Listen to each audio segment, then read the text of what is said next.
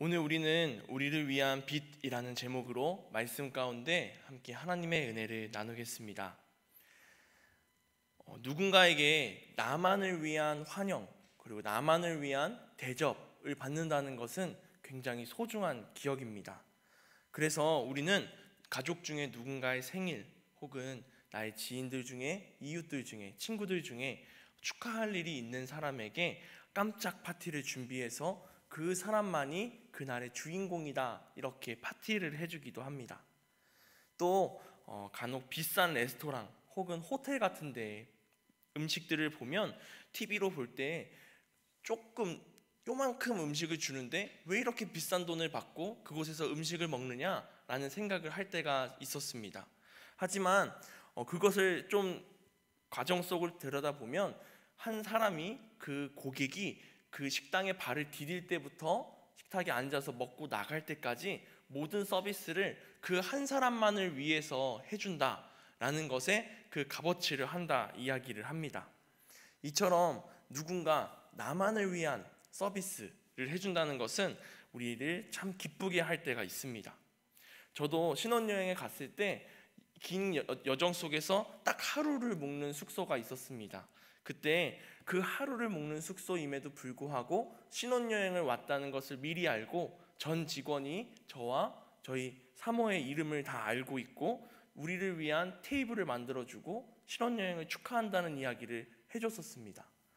처음 보는 사람이고 국적도 다르고 말도 통하지 않지만 그저 그날 하루 묵고 가는 손님을 위해서 이 사람들이 열심히 준비했다는 것을 저희가 경험하고 지금까지도 그때의 일을 생각하면 아주 기분이 좋은 것을 경험합니다.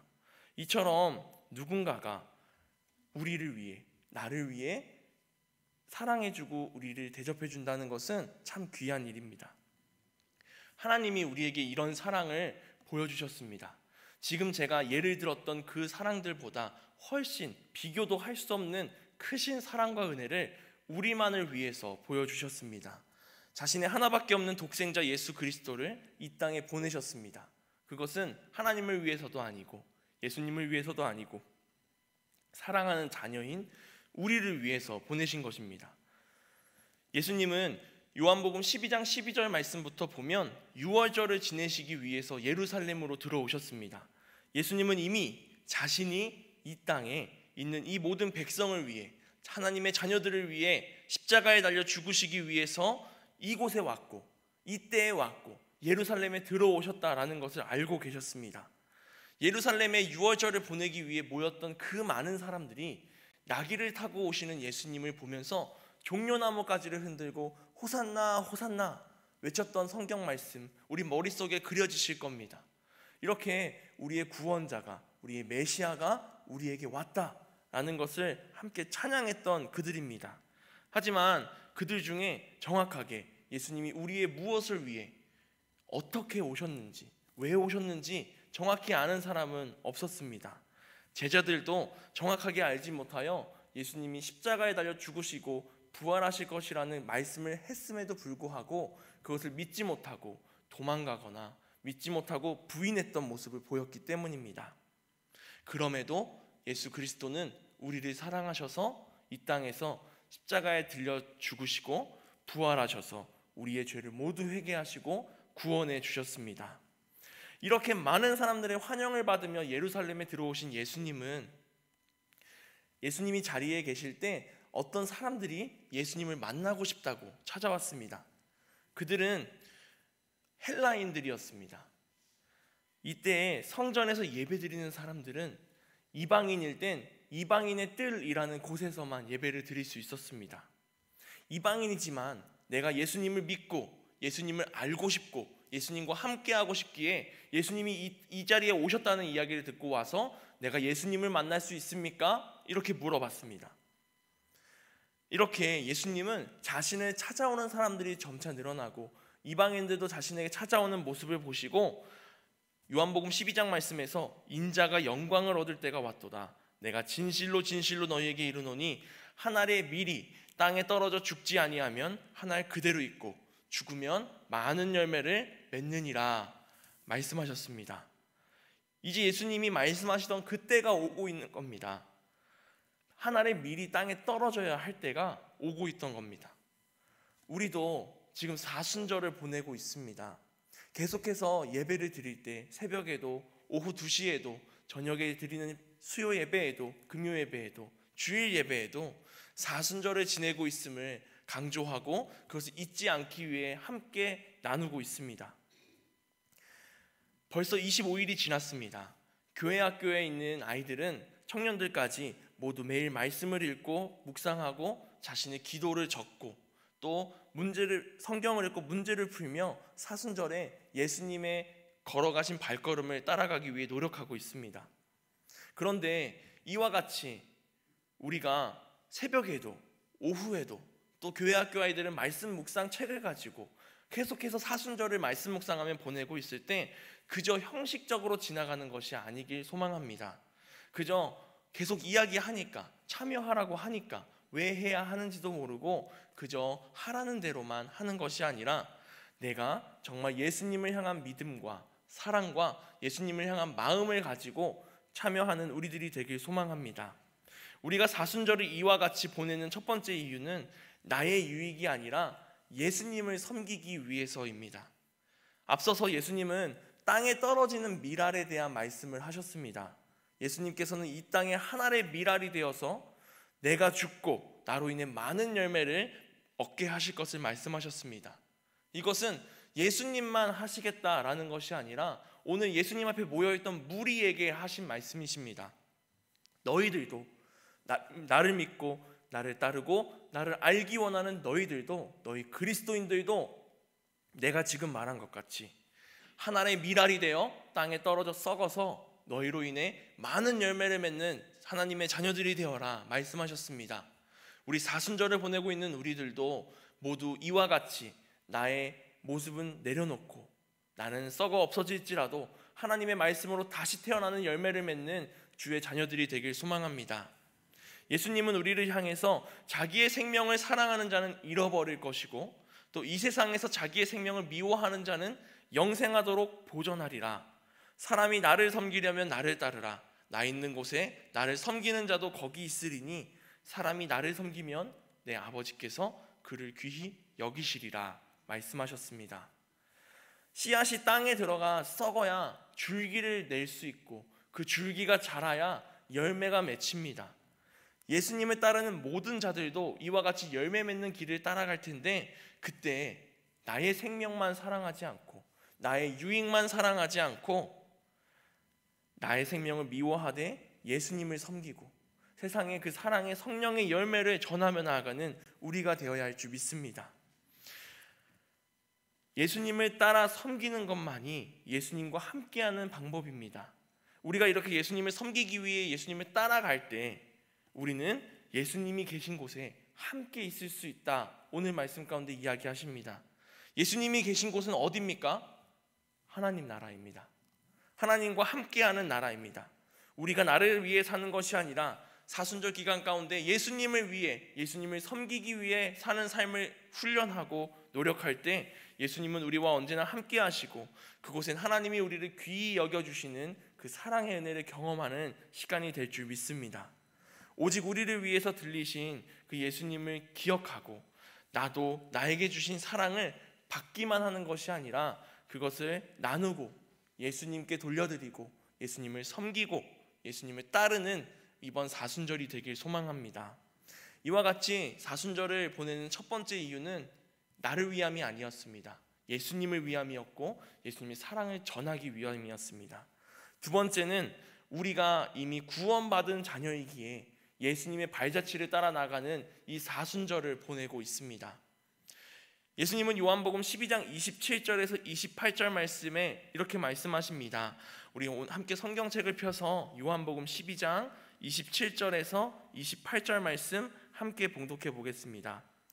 지금 내 마음이 괴로우니 무슨 말을 하리요? 아버지여 나를 구원하여 이때를 면하게 하여 주옵소서. 그러나 내가 이를 위하여 이때에 왔나이다. 아버지여 아버지의 이름을 영광스럽게 하옵소서 하시니 이에 하늘에서 소리가 나서 이르되 내가 이미 영광스럽게 하였고 또다시 영광스럽게 하리라 하시니. 아멘. 예수님께서 하나님께 기도하셨습니다. 아버지, 제 마음이 괴로우니 무슨 말을 해야 할까요? 아버지께 이 시간을 벗어나게 해달라고 이야기해야 할까? 하지만 저는 바로 이 일 때문에 바로 지금 이 땅에 와 있습니다. 이렇게 고백하십니다. 그리고 하나님께 아버지의 이름을 영광스럽게 하옵소서라고 이야기하십니다. 우리가 예수님을 보고 닮아야 하는 것입니다. 나를 위해서 하는 것이 아니라 하나님 나라를 위해서 나를 사용하옵소서. 하나님이 나를 지금 이때에 이 장소에 이곳에 보내주신 것은 나를 위함이 아니라 하나님의 것을, 하나님의 일을 이루기 위함이니 제가 순종하며 나아가겠습니다. 이와 같은 마음을 가진 우리들이 되길 소망합니다. 하나님의 사랑을 받은 우리 모든 성도님들, 가정에서 예배드리시고 또 예배당에 나와서 예배드리시는 모든 분들 가운데 이와 같은 하나님 나라를 사모하는 마음이 가득하게 소망합니다. 오늘 하나님께서 이미 영광스럽게 하였고 앞으로도 영광스럽게 할 것이다 라고 이야기하셨습니다. 하나님의 이름을 영광스럽게 하시겠다 이야기하셨겠지만, 하셨다고 느껴질 수 있겠지만, 그 다음 말씀을 보면 오늘 우리가 읽은 본문 말씀 30절에 하나님의 말씀이 이렇게 들리니 주변의 무리들이 이곳이 천둥이 울었나 라고 이야기할 때 예수님은 이 소리가 난 것은 나를 위하여 난 것이 아니고 너희를 위하여 난 것이다 라고 말씀하셨습니다. 이제 하나님이 영광스럽게 할 것이라는 그 말씀은 지금 나를 위하여 한 것이 아니라 앞으로 하나님과 함께 하나님이 이루어 주신 이 땅 가운데 살아갈 너희들을 위해서 하신 말씀이다 라고 이야기하신 겁니다. 우리는 이미 하나님의 은혜를 받아 이 땅 가운데 살고 있는 주의 자녀들입니다. 예수 그리스도가 지금 우리와 언제나 함께 하시며 십자가에 달려 죽으시고 우리를 죄로부터 구원하셔서 이렇게 새로운 몸으로 하나님의 자녀로, 하나님의 자녀가 된 권세를 받아 살아가는 주의 자녀들입니다. 우리가 이미 구원받은 자녀임을 알고 함께 나아가는 우리들이 되길 소망합니다. 사순절 기간 가운데 내가 이렇게 하나님의 사랑을 이미 받은 사람이니 자격이 없다고 하지 않고 겸손하게 예수 그리스도의 발자취를 따라 나가는 우리가 되길 결단하는 시간 되길 소망합니다. 우리는 구원받은 백성들입니다. 그런데 여기서 우리가 놓쳐서는 안 될 것이 있습니다. 그것은 구원받은 백성들의 걸맞는 삶을 살아야 하는 것입니다. 사도 바울은 고린도전서 9장 27절 말씀에서 내가 내 몸을 저 복종하게 함은 내가 남에게 전파한 후에 자신이 도리어 버림을 당할까 두려워함이로다 라고 고백하고 있습니다. 바울은 내가 더 열심히 전도하면 전도할수록 또 내가 더 열심히 하나님 앞에 나아가야 한다 라고 말하고 있습니다. 왜냐하면 예수님이 죄인이었던 나를 회개해 주셨고 죄를 용서해 주셨고 구원해 주셔서 새로운 삶을, 그리스도인의 삶을 살아가게 해주셨기 때문입니다. 바울은 자신을 죄인 중에 괴수라고 이야기합니다. 우리 모두가 죄로부터 자유로울 수 없습니다. 작고 연약하여 때로는 흔들리고 무너지고 죄를 짓고 하나님의 말씀을 따르지 않을 때가 있습니다. 그럴 때마다 낙심하고 좌절하고 어둠 속으로 들어가는 자녀가 되지 말고 그럴 때마다 나의 죄를 인정하고 고백하고 하나님 앞에 나가서 무릎 꿇고 기도하며 죄를 고백하고 새로운 삶을 살기를 결단하고 구원받은 자녀의 삶을 살기 위해 노력하는 우리들이 되길 소망합니다. 우리가 삶을 살아갈 때 그리스도의 사랑을 실천하며 살아가는 자녀가 되길 소망합니다. 우리가 구원받은 백성의 모습으로 이 세상 가운데 살아가려면 우리의 행동, 우리의 언어, 남에게 들려지진 않겠지만 내 속에서 하고 있는 내 마음과 내 생각이 모두 변해야 합니다. 그 생각들은 아까 처음에 나눈 것처럼 나를 중심으로 생각하는 것이 아니라 나를 중심으로 행동하고 언어를 사용하는 것이 아니라 섬기고 사랑하고 배려하고 나누기 위해 행동하고 살아가는 우리가 되길 소망합니다. 초대교회의 교인들의 모습이 그러했습니다. 재물이 많은 사람은 자기 것을 팔아서 가난한 이들에게 나눠줬고 땅에 있는 사람은 땅을 나눠줬고 먹을 것을 나눠 먹었고 내 것이 아니라 우리의 것으로 우리의 교회에서 우리의 것으로 함께 나누며 살아갔습니다. 이것이 그리스도인의 모습이고 이것이 예수님이 우리에게 가르쳐 주신 삶임을 다시 한번 생각하고 믿으며 그리스도인의 삶을 살아가는 우리가 되길 소망합니다. 우리의 섬김을 통해서 이 땅 가운데 예수님을 알지 못하는 사람들이 예수님의 사랑을 알고, 아, 그리스도인은 저렇게 사는구나, 하나님의 사랑을 받은 사람들은 다르구나, 이것을 딱 경험하고 교회로 나와 하나님의 사랑을 다시 한번 경험하게 되고 하나님을 나의 주인으로 영접하고 나의 주관, 나를 창조하신 창조주로 믿으며 나아가는 그 역사가 우리 가운데 일어나길 소망합니다.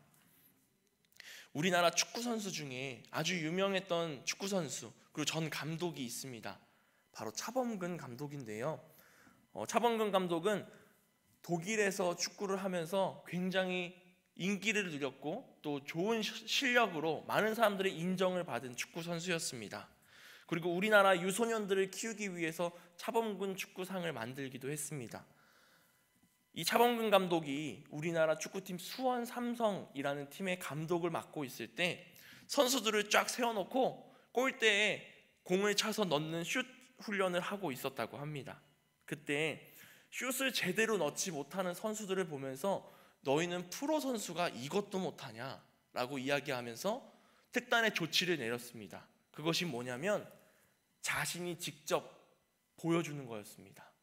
네모난 골대에 공을 가볍게 찰 때마다 구석으로 공이 꽂히는 모습을 자신의 선수들이 보면서, 아, 나이가 저렇게 많은 감독님도 공을 찰 때마다 구석으로 공이 들어가는데 우리는 왜 못하나, 이렇게 동기부여를 받고 오히려 감독에게 불평 불만을 하기보단 그 감독을 따르게 되고 그 감독의 모습을 담고 싶어 했다고 선수들은 이야기했습니다.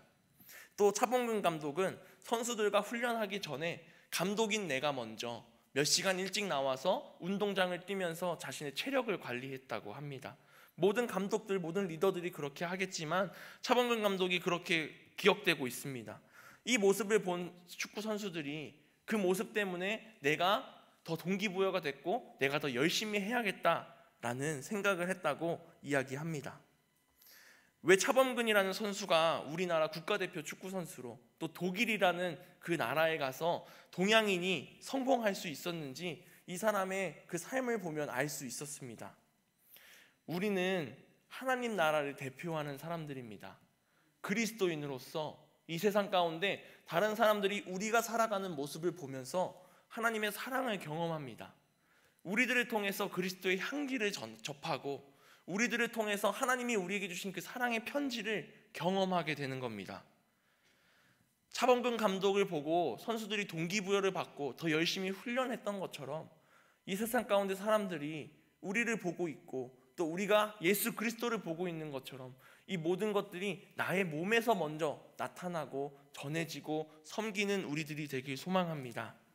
구원받은 자녀의 역할을 잘 감당하기 위해 항상 기도하고 말씀을 읽고 찬양하고 예배드리며 무장하여 나아가는 우리들이 되길 소망합니다. 그럴 때 예수님의 모습을 닮아갈 수 있고 예수님께서 걸어가신 길을 따라가는 우리들이 될 줄 믿습니다. 마지막으로 우리가 사순절에 기도와 말씀과 찬양, 오직 예수 그리스도를 보는 이유는 예수님께서 우리를 위한 빛이 되어주시기 때문입니다. 예수님은 사람들에게 이 땅에 있을 심판과 자신의 죽음에 대해서 말씀하셨습니다. 오늘 본문 말씀 31절부터 33절 말씀인데요, 우리 다시 한번 한 목소리로 31절부터 33절 말씀 읽어보겠습니다. 이제 이 세상에 대한 심판이 이르렀으니 이 세상의 임금이 쫓겨나리라. 내가 땅에서 들리면 모든 사람을 내게로 이끌겠노라 하시니 이렇게 말씀하심은 자기가 어떠한 죽음으로 죽을 것을 보이심이로라. 아멘. 예수님께서 이 땅에서 들리실 때, 즉 십자가에 달려 죽으실 때 이 세상 죄에 대한 심판이 시작되고 이 땅에 있는 그 권세들, 이 땅의 세상 임금들은 모두 쫓겨나리라, 물러나고 넘어지리라 말씀하셨습니다. 예수님께서는 그 사람들은 모두 내려가고 나는 들릴 것이다 이야기하십니다. 여기서 들리다라는 것은 예수님이 십자가에 들려 죽으시는 것을 의미합니다. 자신이 어떻게 죽을 건지 제자들에게 말씀하신 겁니다. 한 가지 더는 예수님이 들려서 하나님 곁으로 올라가실 것임을 말씀하십니다. 이처럼 예수님은 여기서 끝이 아니라 내가 들려 올라갈 때 모든 사람을 내가 이끌겠다라고 이야기하셨습니다. 이것을 믿고 따라가는 우리들이 되어야 할 줄 믿습니다.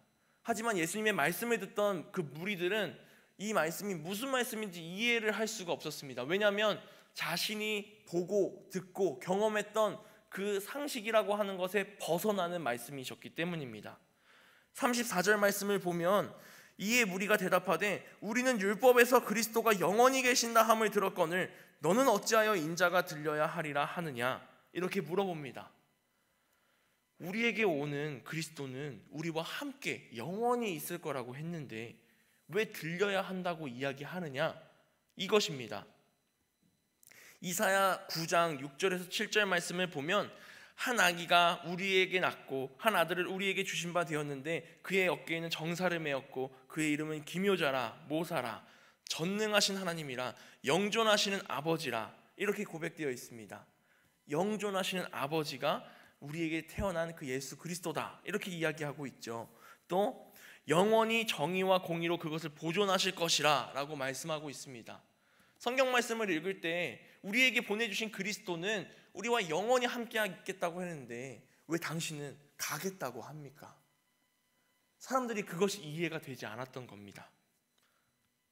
예수님은 우리에게 영존하시고 영원히 계실 분이십니다. 지금도 우리들 가운데 함께 하고 계시는 분이십니다. 하지만 무리들은 그것을 알지 못했습니다. 그냥 눈에 보여야지만 나와 함께 하고 있구나, 이것에만 집중했기 때문입니다. 그래서 예수님께서 보여주셨던 그 놀라운 이적들을 볼 때에도 예수님이 보여주신 그 하나님 나라의 모습을 보지 못하고 놀라운 마술 같다라는 것에만 집중했던 것입니다. 우리는 예수님의 말씀을 듣고 때론 이해가 되지 않을 때가 있습니다. 하지만 그것을 믿으며 나아가고 그것에 순종하며 나아가는 우리들이 되길 소망합니다. 우리는 눈에 보여야만 믿고 눈에 보이고 내 마음속에 이해가 돼야만 그것을 따를 때가 있습니다. 하지만 전능하신 하나님은 우리가 알지 못하는 것도, 우리가 이해하지 못하는 것도, 우리가 전혀 계획하지 않은 것도 이미 다 알고 계시고 계획하고 계시고 창조하는 분이심을 믿으며 나가는 우리가 되길 소망합니다. 우리의 눈으로 세상을 다 바라볼 수 없습니다. 우리는 연약하고 작은 존재들이기 때문입니다. 하나님이 함께 하실 때, 예수 그리스도가 우리와 함께 하실 때 이 모든 것을 우리는 깨닫고 믿고 순종하며 나아갈 수 있는 것입니다. 예수님은 성령 하나님을 우리에게 보내주셔서 지금도 우리의 마음을 두드리고 계십니다. 혹여나 내 마음에 문이 닫혀 있고 또 상처받아서 문이 열리지 않고 어둠 속에 있어서 앞이 보이지 않는 내 마음이라면 그곳에도 예수님은 함께 하시며 상처를 치유하시기 위해 닫혀있는 마음의 문을 어루만져 주시고 어둠 속에 있는 마음이라면 빛을 밝혀주시고 예수님과 멀어진 마음이라면 예수님과 더욱 가까이 오기 위해 직접 찾아가시는 분이십니다. 예수님은 우리와 언제나 함께하고 계십니다. 그것을 우리가 믿고 나아가는 자녀들이 되어야 할 줄 믿습니다. 우리의 마음을 열어야 합니다. 예수님께, 그리고 예수님을 기쁨으로 영접하는 우리가 되길 소망합니다. 마지막으로 예수님은 우리에게 빛이 있을 거라고 말씀하십니다. 그 빛은 우리에게 주시는 예수님의 빛입니다. 오직 우리를 위해서만, 나만을 위해서만 주시는 빛입니다. 나를 환영하기 위해서, 나의 죄를 용서해 주시고 나를 구원하시기 위해서, 어둠 속에 갇혀있는 나를 빛 가운데 끄집어내시기 위해서 밝혀주시는 것입니다. 우리가 어떻게 걸어가야 할지 모를 때 내가 가야 할 길을 밝혀주시는 빛이 되어주십니다. 오늘 말씀 제목입니다. 우리를 위한 빛.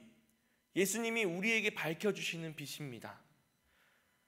하지만 우리가 나의 마음속에 숨어서 어둠 속에만 있기를 원하는 사람, 내가 다른 사람들의 눈에 들기 원하지 않는 사람, 예수님으로부터 멀어지고 싶은 사람은 스스로 그 빛 앞으로 나오기가 쉽지 않습니다.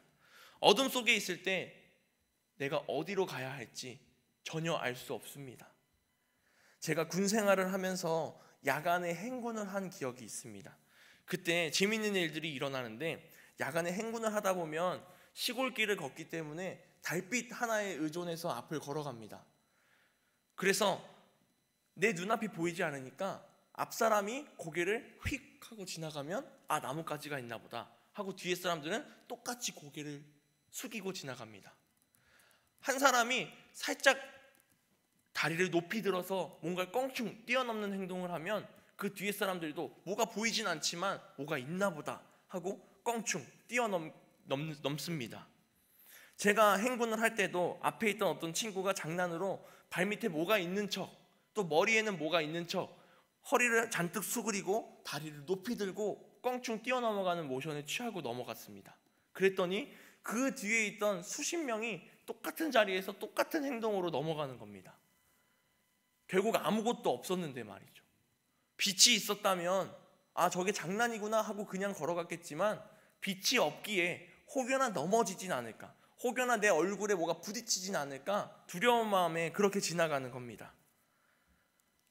이렇게 빛이 아닌 어둠 속에 있다면 우리는 더 작아질 수밖에 없습니다. 더 무서워지고 더 두려움만 가득할 뿐입니다.